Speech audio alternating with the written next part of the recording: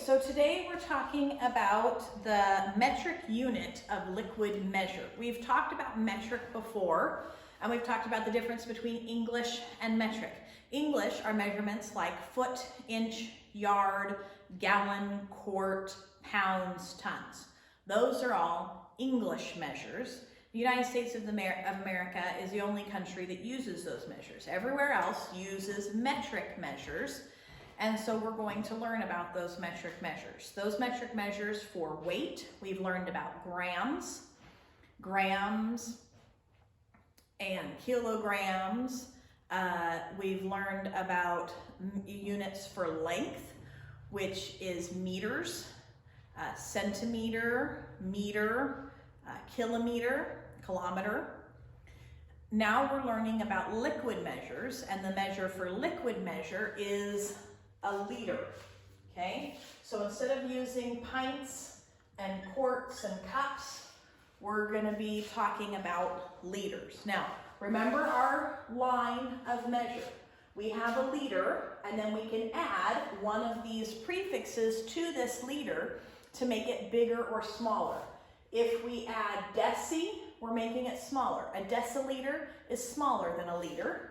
A centiliter is smaller than a liter. And a milliliter is really smaller than a liter. But if we go this way, we get bigger.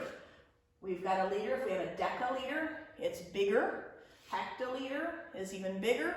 And kiloliter is even bigger. And remember our numbers. It goes up by 10 every time. When it goes smaller, it goes down by 10. And I've added the decimals this time, since now you're familiar with decimals, to show you.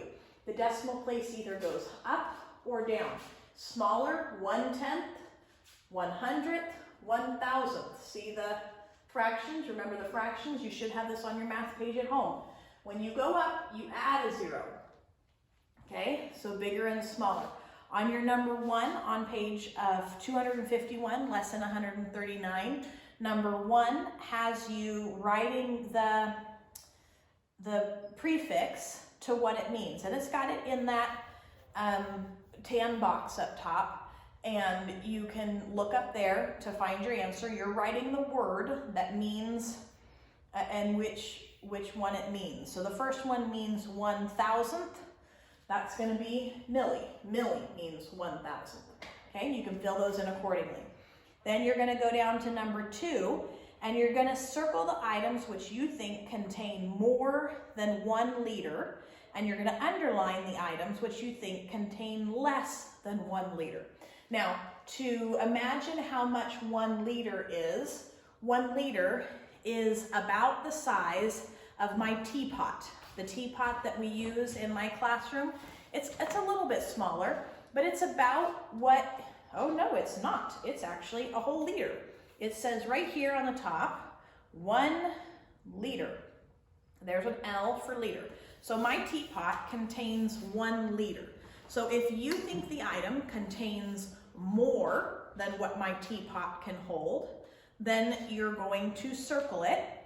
If you think the item would hold less liquid than my teacup, then you're going to underline it. Go ahead and do that, and then call me if you have any questions about the rest of that page.